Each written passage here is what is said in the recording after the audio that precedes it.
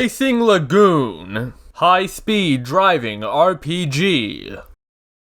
Now this is a game. Released on June 10th, 1999, PlayStation 1, by none other than Square Enix, or Squaresoft?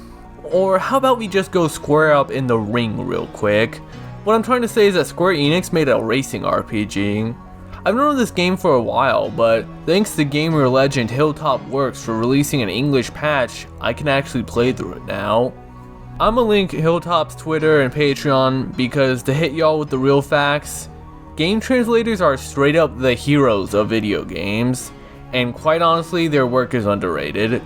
The time it takes translators to do this, all for the purpose of letting other people play games, because I mean they can already understand it, they do this stuff for us.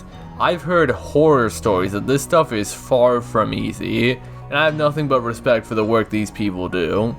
Trust me, I've tried, but when it comes to learning language, I'm gamer awful.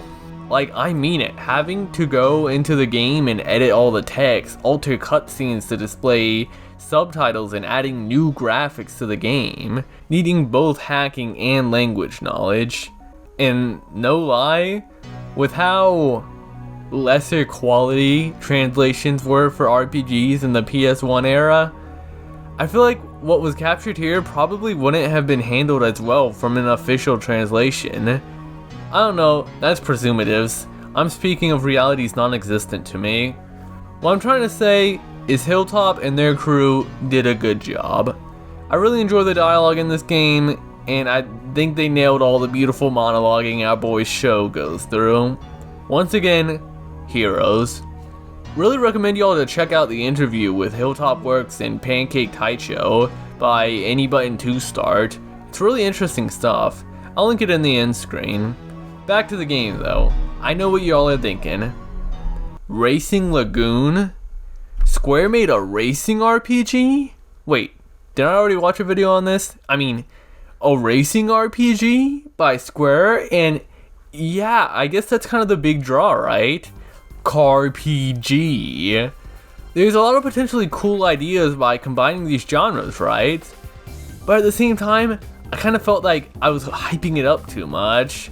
Like, I can name some racing games beforehand that had concepts such as leveling up and improving your ride, so surely this wouldn't be too wild, right? Well, how wrong I was. We got heavy customization, different equipment parts that can be switched around with different equipment slots to allocate all these different stat ups, an overworld map with on-screen encounters leading to 1v1 Tie-Man battles, and a plot that starts simple but honestly by the end of it barely makes sense. Golly, this is a Square game. To those that might be surprised by this combo, I don't think it's the oddest thing for Square to make a racing RPG. PS1 was packed full of all sorts of racing games, and this was just generation to be experimental. I mean, just a few months prior to the release of this game came Chocobo Racing. Square wanted a piece of that racing action. And the likes of popular mangas such as Initial D had been out for a while. I mean, hell, the car the player starts out with, Sho's car, is an 86 with black and white body paint, the 86 being a very prominent car in Initial D. Square wanted to capitalize on all of this as the game takes place in the city of Yokohama, which I believe is/was the most famous and well-known place for street racing, at least in Japan. I guess it was just cool to talk about Japan's underground racing scene at the time. Like, I can't say for sure how realistic these streets are to Yokohama. I mean, I looked up some pictures of Yokohama, and I mean, they got the Ferris wheel, the Cosmo clock, which in-game is known as the Cosmic Wheel. I did a little more stuff, like I effed around on Google Maps and got excited when I found a 4-way crossroad, like, oh my god, this is just like Racing Lagoon, which is probably a good indicator that I don't go outside much. But I guess that transitions us to the game. I'm no graphics person, but I think this game looks fantastic. Everything looks so detailed, from all the different car designs to the areas, and while the overworld is where FPS goes to die, the races are always smooth. That combo of things is probably why the culling is so extreme for this game, and there's no zoom out function to help with cars that are a bit too vertically proficient. And I know you all have already seen it, but character designs in this game are pretty wild. It's one of the weirder things to get used to, but it's kind of what makes it memorable. But it's also kind of weird that one of my favorite character designs is Oda. Just this dude in a white tee and some jeans. Like, I don't know, I just like how characters look in this game. And a lot of this game's plot is told through these, like, cutscenes that loop and pause. And even though I can't tell half the time what these characters are trying to convey with these movements, it's just such a cool style. And that's the key word. It's all style. I mean, just look at these menus. Like, this is the racing game menu to me, but still mixed with that square kind of flair. Like, the player can change the window background images, and one of them is even the classic Final Fantasy one. This game is full of that way too extra stuff that I adore, like the exaggerated title card for each chapter, or all these loading screens with these overly dramatic tellings of street racings, which really conveys just how much racing means to these characters. And from what I heard, the Japanese version is just as wild and even memed on for how silly its writing was. Another example is how one chapter has a unique overworld theme, because in universe this is a song that's currently playing on the radio, which just so happens to be titled after the name of this chapter. And this is the only point that this alternative overworld theme plays.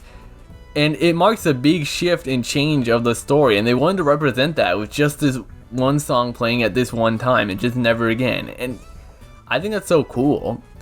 Speaking of music, this game's soundtrack, which might be the thing that most people know this game for, is incredible. From the upbeat jazzy racing themes to the more intense songs for one-on-one fights, and the music for character themes and cutscenes, it's phenomenal. Like the song Accident, god dang, the moments this plays, beautiful. It makes me shiver. And while I do appreciate all the different racing themes, like actually in battle racing themes, it does end up getting pretty repetitive over the course of the game, which might be more of a game length problem. Though I still appreciate how they mix tracks, with later chapters having different songs to reflect the mood of the story, and reserving songs for just the right moments, and then just never using them again. Like, I won't lie, when it comes to Square soundtracks, this hits some of the top for me. Give it a listen for sure. Especially if y'all like the music from games like Front Mission, The Bouncer, Final Fantasy X2, all by the same composer, Noriko Matsueda. So I think it's about time I get to what a lot of people have been wondering. How does this game play? And I know by now, y'all are on knees, hoping and begging, Spacey, please, for once in your life, don't be bad at video games. And, sorry gamers, I suck at racing games. Like, give me Road Rash. I can piece some people up in Road Rash, right? Kart racers, I mean, I can do some work. Nah, I suck at those too. Like, I mean, did y'all see the SRB 2K video? Yikes. I'm sorry, y'all, but when it comes to racing games, I'm just gamer moderate. But I was kind of scared going into this game. Like, the translation came with an easy type patch. And while I may have been banging it out with Gran Turismo back in the day, I can say with certainty that I barely had any skill or experience for more realistic racing games. Like, using brakes? Buddy, this is a racing game, not a braking game. But y'all know what? I wanted to learn. Even if it meant potentially ramming my head against the wall, quite literally. So how did that go? Well, let's discuss the gameplay first. I don't play racing games with more realistic sim-like controls, so I don't know how accurate a lot of this is. But races pair the player typically against one other car. Races with multiple opponents are actually very rare throughout the story, but common in the side turnings the player can enter. There probably isn't anything too stand out about the racing, but it's more of how things the player equips to their car and how it changes throughout the game. Cross accelerates with L2 and R2 for shifting gears. Though the game does automatically shift gears, it seems faster and more viable to do it independently from that, and there are times where I crash and I have to manually lower my gears so I can build up again. And I'll be honest, I don't entirely get how gear shifting works in games and why it's done. Like, as far as I'm concerned, I build meter faster at lower gears, but I have faster, higher speed at higher gears. Y'all are gonna learn pretty fast from this video that for a number of reasons, I can't drive cars and know nothing about them. Case in point, square is for braking, circle is for handbraking. What's the difference? Well, it took me until like halfway through the game, but after beating it, I think I get it. Handbraking is like a delayed super turn, which I guess is used for drifting. After I learned how useful handbraking was, I kinda just never used normal braking. I think the idea is to use braking to slow down and then combo it into a handbrake. But for one, have y'all seen what a PS1 controller looks like? How the do you expect me to hold square and circle while also accelerating? Like, nah. But also, so I kinda just said screw it, it's handbrake time. And I just tried to drift everything to remarkably unimpressive results. But the few times I did hit that perfect drift, I won't lie, I felt kinda unstoppable. Like, watch out. I'm gonna haunt y'all's Forza Horizon multiplayer matches now. Be careful. Another thing that really helped me with turning is when I realized that I should be using the analog stick instead of the D-pad. And I know y'all are face palming and yelling at me for that, and yeah, honestly, y'all can just leave. Like, that's pretty sad that it took me so long to realize that. Triangle is first person view, but it's better used as the fact that it brings up the rear view mirror, which is the only way to get this to appear. Having this up is big too, because opponents can't really do anything if I just sit in front of them. And considering a lot of the races are 1v1s, I think it's really important. I guess one unrealistic oddity in this game, which I don't know how typical this practice is for these games at the time, are the physics. There's not really anything for crash physics, cars don't flip or get knocked out of the way. Honestly, it seems like opponents are on rails, and cars themselves feel sort of magnetized to the ground. Like, if I slam into a wall, my car kind of just awkwardly bounces off. I've slammed into opponents so hard that knocked them off their predetermined path so much that they had to no-clip through a building just to restore themselves. In some ways, the better built car sort of just wins matches, but the AI mostly falls apart on turns. They just take them slowly, to the point where that's usually the part of the matches I pull ahead. Which can also be kind of frustrating, because on-screen encounters races are so short that if I can't pull ahead or mess up one of my drifts just because a car is in my way and the road is too like small and I just didn't maneuver, just one mistake, then I lose. But I guess in some ways it is kind of how I built my car to blame. Which I suppose would be a good time to explain how that all works, right? Cars come in three parts: engine, chassis, body. Engine is probably the most important when it comes to speed and acceleration. There's a bit of balance here and it's pretty fun, but y'all gotta understand some car stuff. Like, RPM is the speedometer. So certain equipment will speed up how fast the speedometer will go at certain RPM levels. I was stacked on gear that made me stay fast when I was going fast, which is why at the start of every race, you all will see my opponent drive ahead of me for a bit before I hit my RPM sweet spot that I built towards and boost ahead of them. It's like entering maximum overdrive. But also keep in mind that this is a spacey soundy video, so it's very possible that everything I'm saying is actually incorrect. Chassis is like choosing a class in an RPG. Like, I'm pretty sure even the tutorial says that. The tutorial tries its best with explaining this to people who are picking this game up expecting another typical Square RPG by constantly referencing mechanics in RPGs to help explain this game. It's pretty cute. Anyways, every chassis has a type. These are the classes: FR, FF, RR, MR, 4WD. And these stand for stuff too, like 4WD is 4-wheel drive, FF is Final Fantasy, FR is for real, like are you for real my gamers? And RR stands for Rut-Row, because that's a yiker. That's a joke, by the way, I barely even used RR. I sort of just stuck with FF for most of the game, but I did mess a bit with FR, which the player starts with, and I did try a bit of 4WD. But I just like how FF feels. But also keep in mind I spent most of this game not knowing how to brake, so I can't really tell the difference between these. There's a lot of fun accessories for the chassis, typically affecting things like turn speed, brake power, handling, tire drip. A pretty unique piece of equipment the player gets starting out is a navigation system, which actually gives pop-ups for upcoming turns.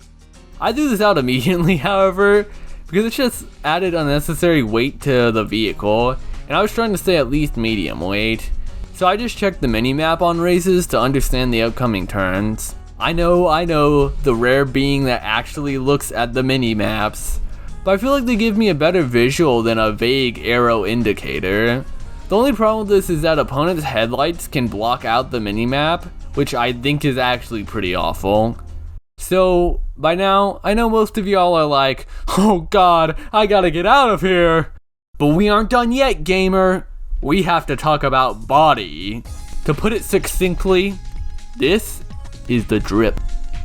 To futurely explain a system, beating cars allows players to take any part they want from it, so when looking for encounters on the overworld to steal from, I always spy it out for the drippy ones. Like one time I was going to end a chapter, but then I saw a pink car drive by, and needless to say, this began a whole chase arc of finding that pink car going around the whole entire overworld map, because if I beat it, I could take the pink for myself. Paint is an accessory though. The real body is the outward appearance of the car, and the game really lets the player go with anything. Like it's possible to challenge buses to a race, which I always like to imagine that they don't even know that they're in a race from how slow they are. But winning can net the player the city bus paint, which is a nice white-blue combo, but also the bus body. Yes, it's possible to be the bus.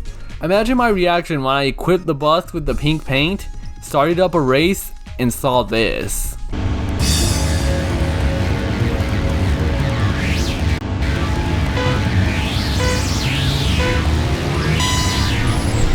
Incredible. Needless to say, this is where first person is at its most useful. But what I'm trying to say through this is that the player can really do anything they want with the body. And I think it's nice being able to change my body to one I feel more comfortable in, and one that helps express how I want to be seen by others for that day. I tried to change my body throughout the chapters to get more visual variety for the footage, but pro gamer tip. Racing at the Chinatown tourneys can give y'all an opponent that's rocking gamer epic pink and white paint, which is possible to grab from them if you beat them. And needless to say, as soon as I got that, I was never switching colors. But I did mess around with different bodies. Much like with the bus, I'm always a fan of these different goofy and unorthodox things. Like I was swinging around with the minivan, cruising like a monarch in the limo, low-key feeling like Clyde from Vigilante 8. Shock! But I mostly stuck with Koro, this cutie right here, because I like the look. And it's also sort of a meta reference to the fact that I was going to look at Mizurna Falls, but I decided not to, sadly, but it's still a really cool game. And I wanted to honor my boy Matthew by cruising around in a car similar to his, Babuga. So ultimately I finished with the wagon minivan slammer, because being lightweight is actually pretty fun. Like it's amazing how just changing one stat can radically change how my car feels, and I think overall, it's all about getting used to a new body I'm comfortable with. Different parts can hold different amounts of extra accessories, which can be leveled up to hold more, but some parts like certain engines just don't hold anything, but they usually make up for this by being naturally powerful. They don't need accessories. So while y'all were trying to be optimized and be the fastest, I was out here mostly taking body modifications, trying to look the dashest. Slammo. Also, I honestly just don't understand much car talk. Like, is it good that I'm increasing my car's dampness? Should I be driving around with my car a little soggy? I mean, y'all gotta tell me. Also, why the hell is this part called Boy Sus? Like, huh, wow. That's kind of incredible. Anyways, let's talk about the overworld. Crap, I'm still thinking about Boy Sus. Okay, sorry. Anyways, let's talk about the overworld. The controls are much different on here, being more like controlling an RC car, Micro Machine style. It can be a little annoying at times, like getting stuck, and the frame rate when things zoom out can be a bit rough. So y'all are probably wondering how encounters work. I did say on-screen encounters, and it is pretty simple. While traveling on the overworld, super speedsters with their headlights on will be coming through. These are the thirsters, and if any of y'all get caught in their headlights, it's go time. Even with tonight's matchup, with the two cars spinning around showing the different stats. Alternatively, pressing R1 flashes the headlights on the player's vehicles, allowing us to fight whoever we want. So why battle? Well, battling has its uses, as it earns the player RP and experience towards their parts. Leveling up parts doesn't change stats, just how many equipment slots that those parts have. While yen can be used to buy gear at shops around the area, RP is another currency, reward points. They are what can be used when defeating an on-screen opponent to take their parts, with bigger and better parts costing more RP. There's also a banking system with a lot of different ways to like deposit bongo to make big O RP, but needless to say, I'll invest my interest elsewhere because I don't care. But I've heard a lot of tips say that investing RP early can really help with the in-game. And I kind of agree. All I'm saying is keep the RP up, because there's never a time to be certain when a part any of y'all really want will show up. Luckily, I'm the kind of person who values drip over optimization, so when I saw new gear I really wanted, I just took the body paint instead. Also, can y'all imagine losing a race and the opponent just walks up like, hey, good race. Now give me that car's entire body. Give me that car's engine. I don't care if you're not going to be able to drive anymore, that's not the point. Give me the chassis, peel that paint off and put it on my car. It's pretty funny to think about. But as you all would imagine, the opposite is true. Sometimes losing will cause the player to lose one of their equipment parts, and that sucks. For a lot of reasons. It's always an accessory, so I never had to worry about losing something big, but I'd still lose things that could be hard to replace. I kinda wish there was like a bet system, where before a race I can select an item to wager, instead of it just feeling like luck when I lose something I wanted. Like, sweet, now I'm weaker. It's like getting hit by a perma level down spell in an RPG. Or I guess it's like having a character's armor get stolen and just never getting it back. And I know what y'all are cooking in that pot, but Spacey, you just gotta game, buddy. Well, here's the problem, I don't always want to fight. It wouldn't be as sucky losing a part if I willingly got into a fight and lost, like okay, I deserved that, I knew the risks. But half the encounters are purely accidental, I didn't mean to run into these people. Keep your eyes on the road, Spacey. No, gamer. Sometimes I get jumped behind buildings where I can't see. Sometimes I'm looking at the mini-map, and sometimes I just get comboed. Like after one fight, before I'm actionable again, another car just runs up on me. There's nothing I can do about that. And there's no running option. This especially sucks when I started to get really strong, and kept getting challenged by low-level trash that basically gave me no benefit. Now I'm just wasting my time. And considering these races are so short that all it takes is one bad turn and it's over, God, that blows.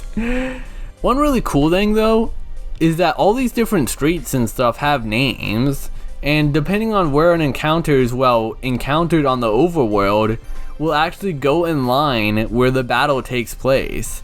I think it's such a sweet detail that the overworld map manages to mirror into the game and what the races actually look like. And I don't know, I just think it's a really sweet detail. Another thing about gear, and this is something that really held me back and made the game way harder for me, is how stats are shown. On the engine screen specifically, see the blue and red lines here? I don't really know what they mean, but the higher they both are, the better, right? After increasing the engine's power enough, this happened to me. The bars went down, and now it says 1/2? How the hell else am I supposed to interpret that? I thought, oh, I put on more accessories than my lightweight car could handle, and now I'm at half stats because of that. I'm overburdened, right? That's an RPG mechanic. But no, that's not what it means. I'm not sure why it's notated like that, but it's basically a level up. Like, I'm in stage 2 now of gamer, and when I hit the next step, 1/4, I was even stronger. Like, buddy, when I found that out, I said, F it, and slapped like 80 turbos on my car, and instantly became the fastest thing in the game. Like, yeah, okay. Just driving past and overlapping homies with the jams blasting like, "Yo, what the traveler, he travels through my mind. I told him to get going, he didn't leave me behind." Overall, I think the gameplay is pretty neat, and it's cool experimenting and finding what I like to do. Like, even by the end game, I was still like just seeing how different things were. There's a lot here to experiment with. Even if some systems, like how my equipment levels up for repeated use, kinda encouraged me to not experiment. Like, why would I switch off my starting stuff? Why would I get off FR when by the time I should switch off it, I've already spent so much time leveling the gear? I'm attached to it now, I don't want to switch off. And I do like that in some ways, despite what I said earlier, it's not all a numbers game. Maybe due to accidentally being weaker than I should have, but I kind of like that this game expects the player to get good. They have to learn to drive, learn to drift, how to take turns. Unlike most RPGs, it's not just my characters getting better, it's me getting better. I can't just grind levels when I lose a fight. I lose, get my parts taken, and told, do better next time. Take what I learned and move on for the next fight. I think this game is hard, and I feel like by the end of it, I really did get better at it. These kinds of racing games have always felt so strange to me, but I feel like I understand them a lot more now after playing Racing Lagoon. So I have quite a few complaints about this game, but I don't know if I should get to them now or when I talk about the part that I've kind of been waiting on, the story. I mean, they kind of go hand in hand, and don't get me wrong, I've been holding in on the story for a reason. But one bad thing I can get out immediately is that this is a PS1 game, which is actually a big plus in terms of visuals. I love the style and the way this game looks. I don't mean any of that. I mean it's a PS1 game with the loading times. Like, everything just takes forever. Like opening up the menus so I could switch out parts. It's definitely not as fast as doing that in an RPG where it's just one button and I'm there. Saving takes a while too, but at least going to the save station does reward the player with a lot of cutscenes because they're kind of expected to go there. But still, loading into battles, areas, everything just takes time. Like, sometimes a cutscene will play, but during the cutscene, part of it involves dialogue over footage of an AI car driving, which entails the cutscene sort of getting paused as the game has to load up the map, the car, the dialogue. And by all means, I'm still glad they went for stylish stuff like this, but it doesn't mean it wouldn't be better without all the load times. Of course, to be fair, they do mask it well at points. Give the player something to look at, like being able to read car stats while a match loads, or just a simple now loading while showing the track ahead to give the player an idea. But it also still adds up, especially considering the length of this game, which, honestly, well, it's story time. I won't heavily spoil anything, so don't worry, this isn't gonna be some super in-depth stuff. But I will say that the story is the most prominent feature of this game. Like, I believe the story is so driven and relevant that it actually has an effect on the gameplay, in terms of how races become so much more impactful thanks to it. The story starts with our main character here, Sho Akasaki, showing up at a street race with a team he's a part of, Bay Lagoon Racing, and a rival team, Night Racers, just out here doing a little scrimming. And honestly, Sho captures how I feel when I enter fighting game tournaments nowadays. Show up wondering what the hell I'm doing here, like, God, these people take this crap way too seriously. Then somehow get put in life-shattering shock when I get last place like I expected anything else to happen. Which after this, mostly becomes the story of experiencing the culture, meeting people, and trying to make it to the top, with new problems and mysteries showing up, all told through this amazing cast of characters. These characters are so memorable that I can tell who they are just by their cars. Like, who's that guy that's always in first for this race? Oh, it's Akira, leader of the Night Racers. Of course he's kicking my butt, that dude's godlike. Though I actually did get first in this race because I got possessed by the Golly Drifter, I'll never be this good again. But the characters are so memorable that I was invested enough to watch AI races just to see which of these characters would qualify for an upcoming tournament. I was genuinely curious what would happen to these characters. And some of these characters, like, dear God, Iki, what an absolutely godlike character. I still go back to a certain scene involving him just because of how much of an impact it had on me. And the game just has so many great moments told with stellar visuals and amazing music, as already stated. There are parts with emotional impact during car races. There are car races that for plot reasons the player can't win. That's what I mean. This is not an experience any of y'all will find in another game. It's surreal. Like, it's so cool that I could be potentially showing you all some emotionally intense and plot important races, but to y'all it just looks like a normal race.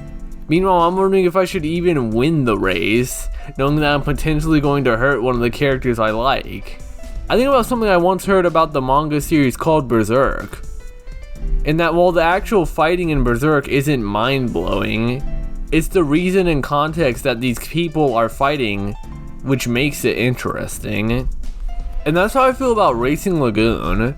Sure, the racing isn't anything special, but how the story and characters affect so many different races, the mood they give off, is what makes Racing Lagoon a step above other racing games. I'm coming out and saying this right now. The first 3/4 of this game's story is godlike, like top tier work. Like, I just really like how it's all handled, and it's also just a story that I can relate to. Here's the spacey factor, and no baby, I was not street racing in Japan, ever. I mean, in a different way. One of the things I really mirror towards is the ideas of being trapped in a place all my life, wondering if there's no escape from this prison, if this is going to be where I end up dying, with never really living to begin with. If everything I'm doing is actually making any progress in life, if I should continue doing this, if I'm stuck. Racing Lagoon is a very introspective game. I'd arguably say a majority of the dialogue is just Sho speaking to himself about thoughts on his mind. It really gives that vibe of going on a night drive, just trying to figure things out.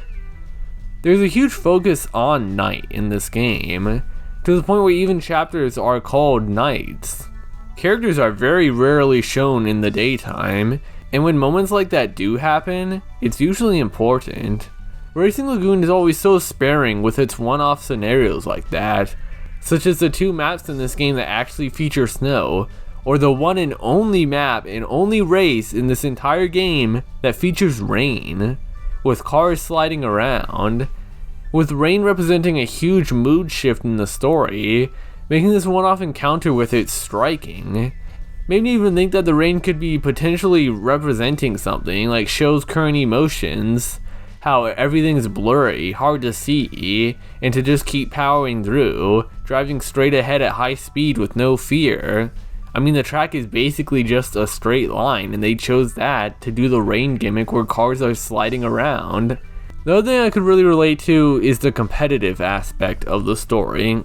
For a while, in more darker times, I was into competitive games. A part of me feels like it's something everyone should experience once, to feel that burning passion, the heat of competition.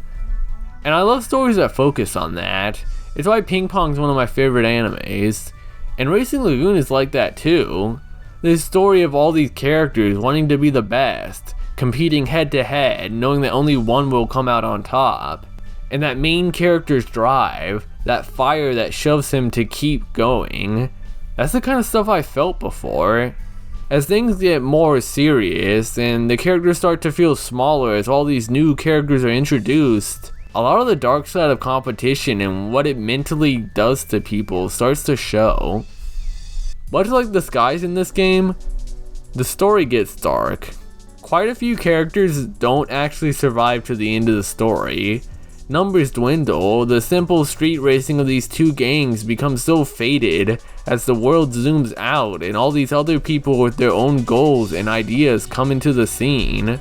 Old rivals become new friends, Important characters we never get to talk to show up now as all the other characters we love begin to fade out on this beautiful downward spiral.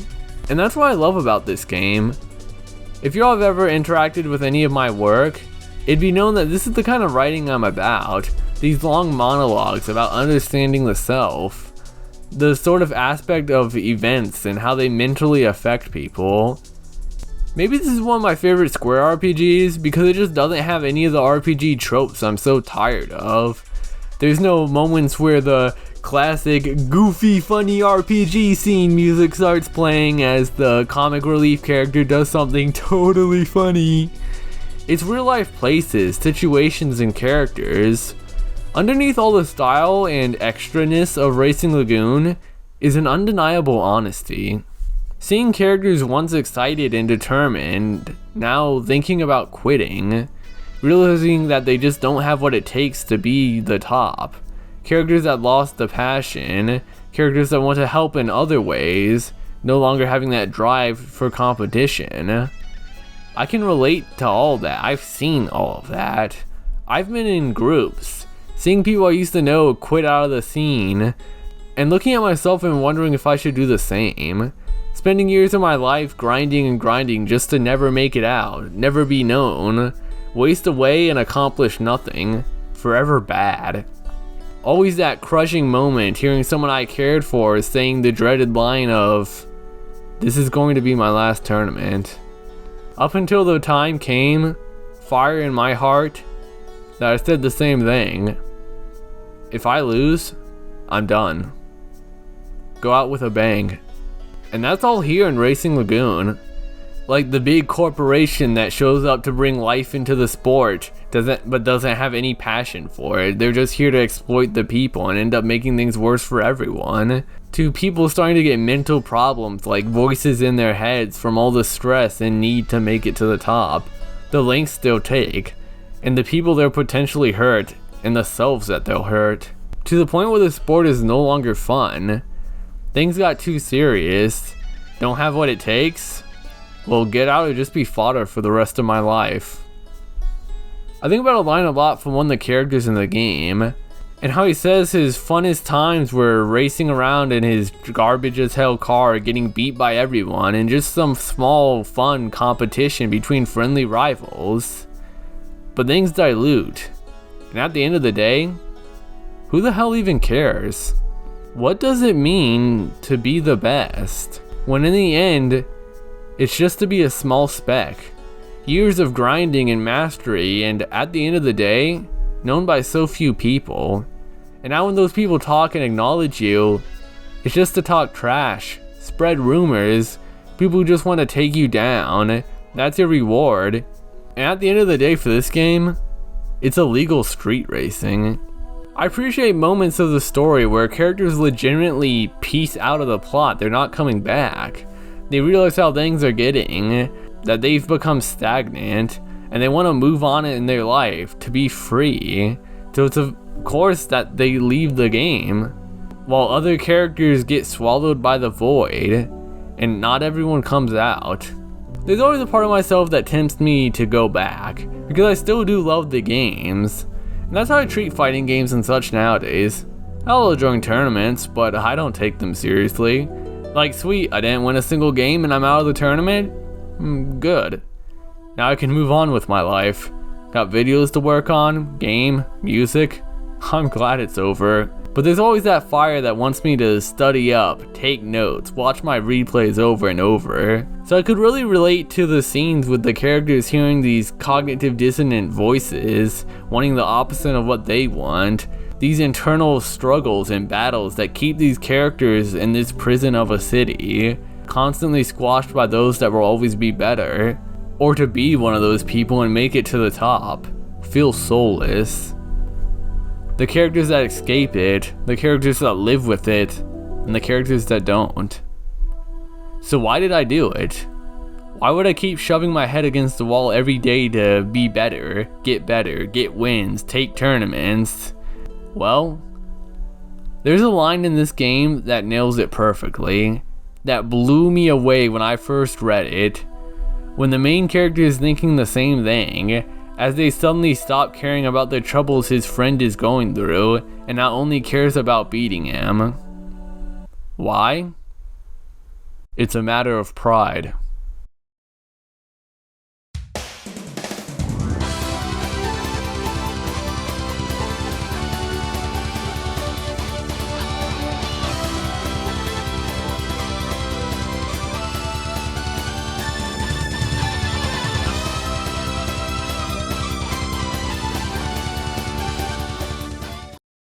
Now, of course, I'd be lying to say that this is all that Racing Lagoon is about. It's unfortunately not entirely true to say that this is a game about what the road to the top does to people, and the mental stress and thoughts that come from competitive activities and how it wears on people. That's what I liked about it. As I said before, the first 3/4 of this game are absolutely godlike. For a time, I was preaching that this was like my favorite Square RPG. It's so well written, it's so unique, and an honest story of stagnation in life, and knowing when it's time to move on, and trying to become aware of the potential monster growing within. Wondering if this stuff is gonna start messing with me, to the point where I no longer like who I'm becoming. The first 3/4 of this game are so good that it totally makes up for the last quarter being... I don't like the last quarter of this game. God, it's bad. No, it's not bad. It's just... it steps on everything from before, at least with how I viewed the story. It goes full on Square Enix. The game drops the realistic settings and characters, honest monologues from characters about their lives, and wondering what they should do, for instead some like science fiction BS. From what I've heard, this game didn't review well. It's kind of why I didn't get a translation. And as much as I want to think it's because of the last quarter of the game, y'all gotta remember that big time critics don't actually beat the games they talk about, so it can't be that. But I've seen people who've sat through the game all the way say, yeah, I have no idea what's happening, to describe the last 3 hours of this game. And I couldn't agree more. It goes off the rails, and for me, not in a good way. The last 3 hours are so confusing and nonsensical that me, who was so invested in the plot and characters at the time, gave up on the plot. Like, I legit stopped caring. Like all this, oh, the main character's possessed by a demon, oh, this evil corporation is doing some science, holding people in test tubes. Like, what? Just these minutes of dialogue about the main character's past that completely betrays the character we've come to learn about. All this monologuing from the absolute worst villain ever, talking about his plans, goals, ambitions. The game honestly stops being about racing and just, I'm big evil, I will create super soldier army to evolve the human race. Like, what the f are you talking about, dude? Why are all these characters I spent the game caring about getting basically wiped from the story?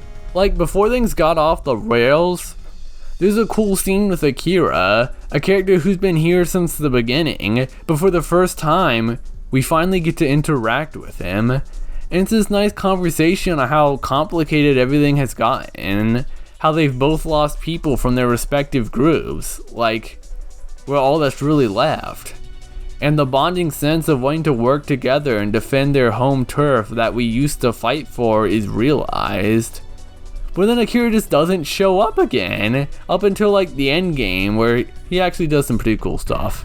And some characters that are just underutilized. Like, another one of my favorite character designs is Tensei Yabuki. Like, this dude is cool as hell, with a neat backstory that I think has some potential. And guess what? He appears once, like midway through the game, for like one dialogue box, and the player may never see him again. There's quite a few characters like that, honestly. Also, his name is Tensei Yabuki, and his friend's name is Shingo. Buddy, I love me some Shingo Yabuki, but that is not the point. What is that it feels like things got unfocused. Like they didn't know what to do. Like, there's this whole trip to Hokkaido, where we get to what's basically the one and only snow race in this game, meet some guy we have no idea about, only to understand who he was like 3 hours later in some 12-hour info dump of a cutscene that by that point is barely comprehensible, and I barely care. And then we just leave Hokkaido, like, oh, that's it?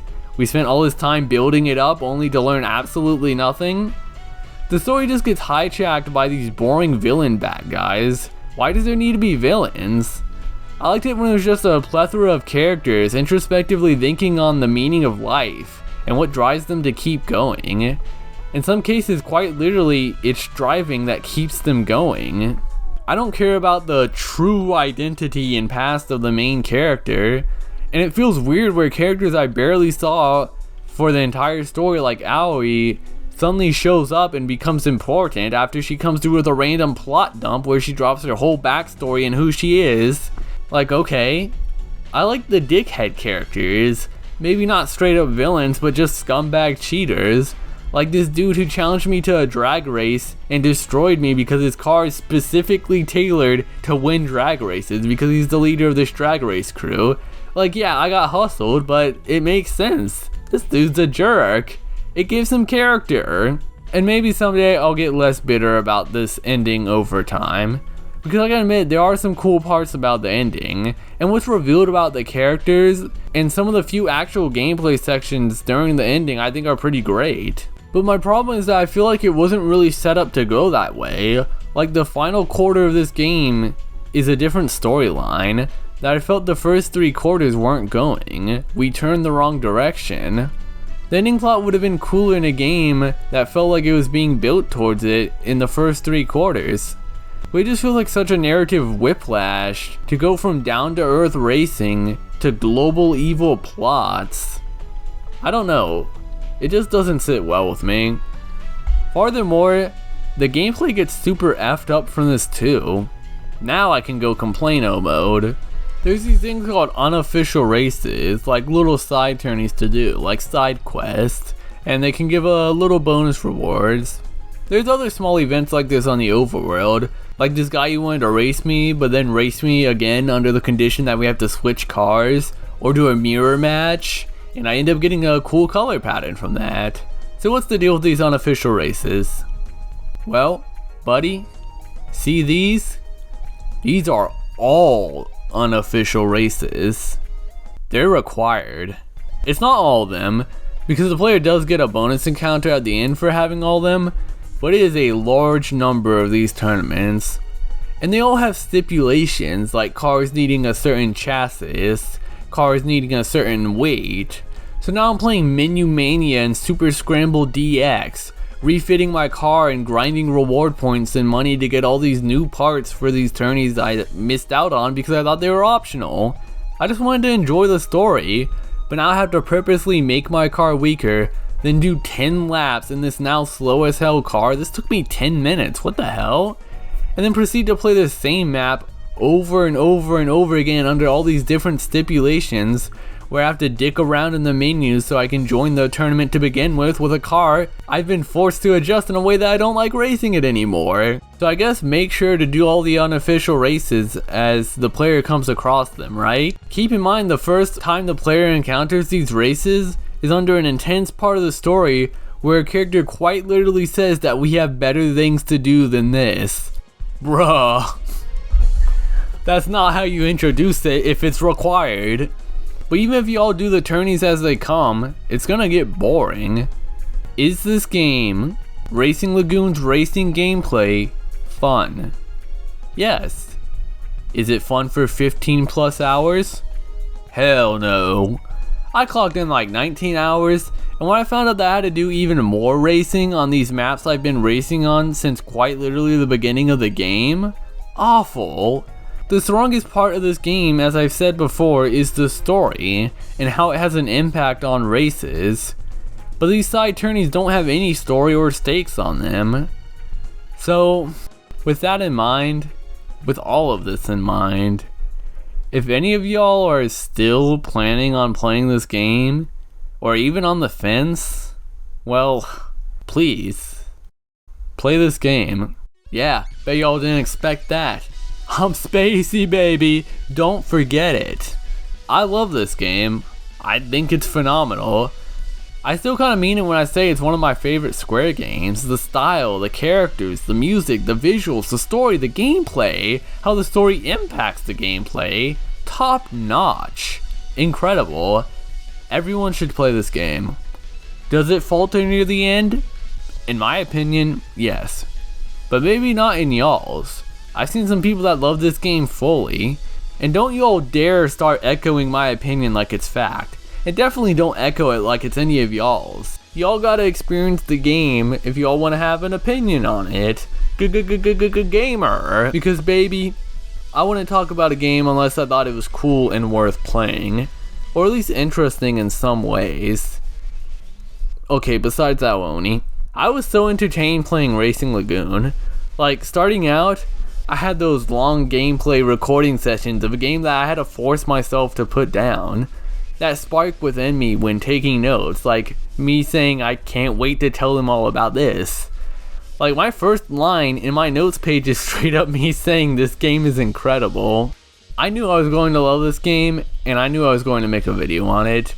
It's great, and I still love it.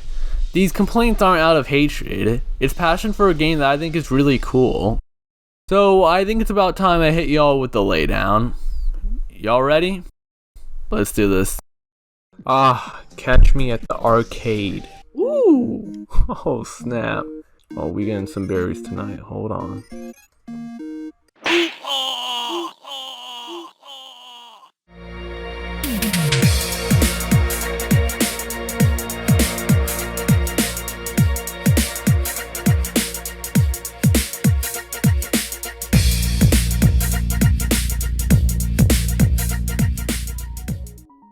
Racing Lagoon is an excellent, unique experience that embodies that experimental era of PS1 games. Games that sought to mix cool ideas, create things unique then and are unique now. And it also just happens to be really good. Just a phenomenal amount of effort put into all these places brimming with style. Like, even if a lot of the game is just driving around and visiting the same places over and over, nearly every time it results in a cutscene. Even to the very end, there's always new things to look at. Just so many optional and cool events, all with cutscenes and dialogues to go with them. People can say this game didn't age well visually, and maybe it didn't even look good at the time, but I think this style, the use of these models purely for cutscenes, the characters' designs, like buddy, this is timeless. And if any of these character designs or anything got a reaction from y'all, then boom, it worked. It's something unique and something that makes this a game world that stands from the rest. When I look at this, I say, yeah, this is Racing Lagoon. And once again, shoutouts to Hilltop Works for the translation, unlocking this game for a large number of people. 100%, I fully recommend Racing Lagoon. It's surprising, brilliant, beautiful, stylish, high-speed racing RPG. Wait, it's high-speed driving? God dang it. Hey y'all. Shoutouts to legendary PS1 game dev and 3D modeler Bryce Bruker here for the spinning silence, which I guess might just be my end screen now. I don't know. Always like mixing it up. I was going to do a thing where I make end credits for videos just a TV displaying the video, like I did in my Mega Man 8-Bit Deathmatch video. So I would purposely look for a TV in every game I play and make that my end screen. But sometimes I do more stylish stuff. Like in the Mysteries Under Lake Ophelia video, I went for a more like cheesy early 2000s credits sequence, with just random gameplay snippets and small boxes fading in and out with the scrolling credits. Though it can be said that the spinning silence can be seen in reference to the car spinning screen from Racing Lagoon, so there is sort of a connection here. Silence is car. I looked at some of Bryce's games. I'll put one of them at the end screen. Anyways, quite a weird video, huh? But maybe that's what y'all just come to expect from me. I feel like everyone's already talked about this game, so I had to get a little unique on my take. This video took a while because once again, I was going to look at Mizurna Falls. I beat the game and everything, but decided not to.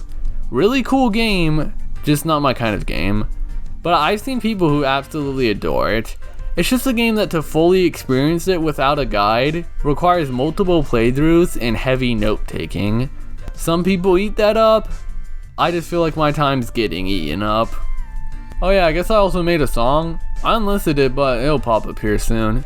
So if y'all are into crappily made vocoder chiptune stuff, which might actually be no one, this genre is rare, but I think it bangs.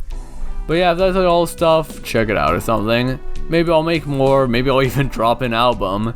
My game does have an album listener, so I could put an album from me in there. That'd be cool. Maybe the player can like find it in a trash can because nobody wants to listen to it. I'll be good at something someday in my life. I hope. Just gotta stay in motion, yeah? I don't know where I'm gonna end up, but if I keep walking, then I'll know for sure that I'll end up somewhere. Also, once again, check out the Hilltop interview. It's very interesting to hear the question of why these people would want to translate this game to begin with. What values that they see with it in the modern age. Anyways, I'm just cooling it. My voice is running out. The videos I'm talking about probably haven't even popped up yet because they can only show up in like the last 20 seconds of the video. I miss annotations. I could just put like a video and a link over it to take it to the video. Maybe if they still existed, I'd go and actually bother with a proper end screen. Alright. I'll screw off for now. I'll catch y'all another day. Someday.